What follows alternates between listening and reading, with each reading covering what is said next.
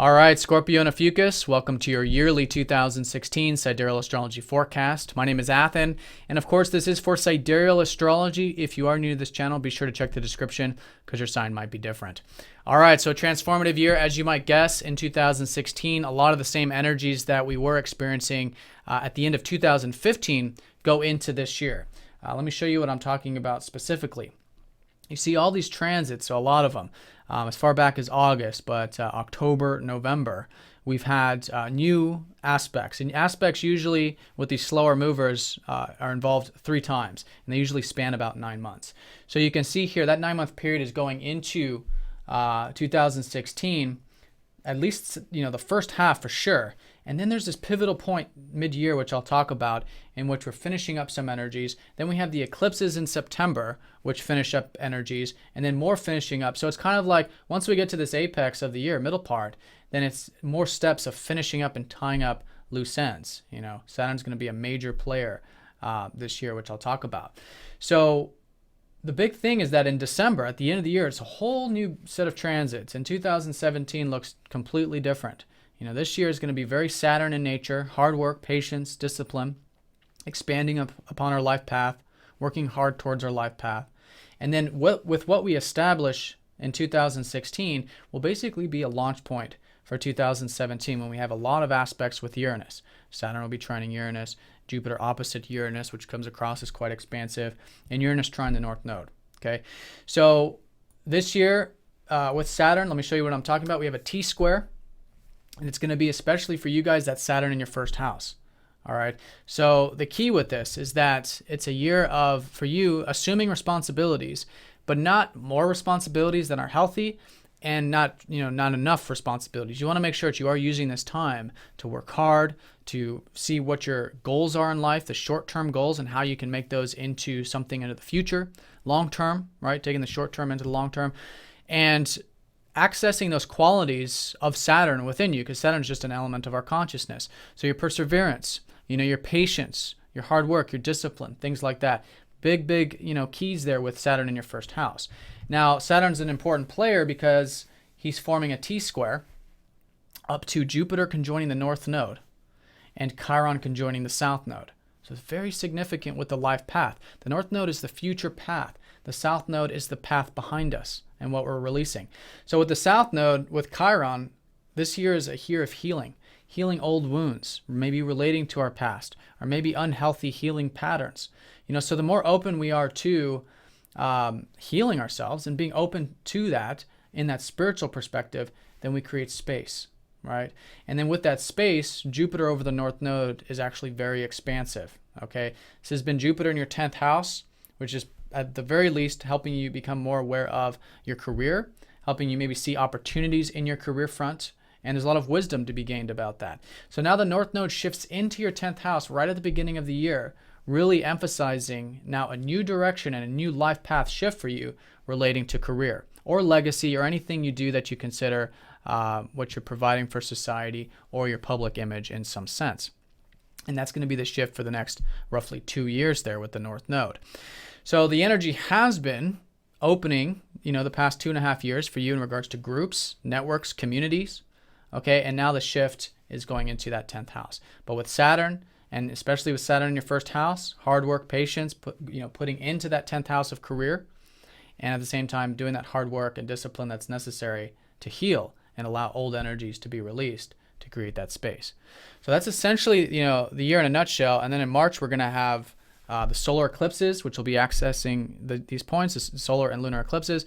And then in September, the 2 eclipses accessing these points.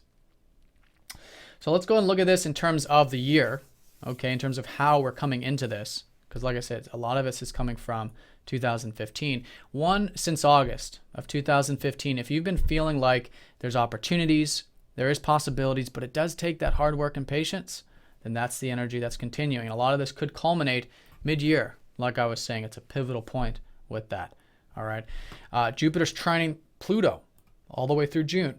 So there is this importance of change, and I think it can come easy. If you're open to change, this is a fantastic year for that. Jupiter opposite Chiron, that's the healing energy I was talking about, but watching going to any extremes, especially with philosophies this year. And Saturn squaring the North Node. This is very strong in November, and it's going to be going all the way through the second eclipses in September. Okay, so if you've been feeling the doubt, if you've been feeling the uncertainty, maybe relating to these goals or with who you are, or what you're building in life, it's very natural and very okay. There's something there, there's something intuitive that's being communicated to you from the emotional body with Neptune in that fourth house to help you find, the more soul enjoyment of these pursuits in life. And if you have been feeling, doubt and uncertainty about home stuff or with your health or with family, that's been Neptune in the fourth. So bringing in Saturn there, patience, hard work, discipline, a lot of that can go a long ways as well. So that's going to be a big role in this. And like I said, Saturn is the player. Now in January, Jupiter starts to conjoin that North Node, like I was talking about. And then in February, some more healing energies. Now March, very important month. As you can see, a lot of these transits line up. Okay, and that's when we have the first set of eclipses. So on March 8th, we've got a solar eclipse in Aquarius and Pisces, right on the cusp. So this is involving, again, the releasing of the old and healing of the old. And this is particularly relating to your home, family, past, and roots, as well as your self-expression. With all of this, recent energy of you going into maybe the networks or friends or group stuff or your ideals, there's been a lot of old energies being released in regards to your self-expression. Maybe unhealthy energies regarding self-expression, interests, hobbies, things like that. So that's going to be a big shift. And like I said, especially with Chiron going into Pisces at the beginning of the year, the new shift and new healing is going to be with your guys' self-expression. So you can express yourself much freer with Uranus, right?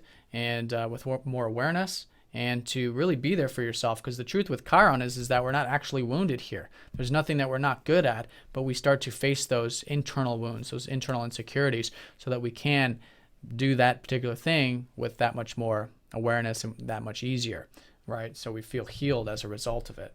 And this is your guys' ruler. So especially Ophiuchuses. So there's going to be a big shift, I think, for Ophiuchuses going from maybe more of the attention on the home, family, health stuff and shifting into self-expression, creativity, which, again, very important, especially with Chiron going over the South Node. For you, releasing old ideas about self, right? Old ideas about how you express yourself, what you enjoy, what you're passionate about, and seeing maybe that there's fears and letting go of fears associated with that or whatever it might be. Okay, and that's a transformational point, which will then prompt you into this growth and expansion with the career stuff.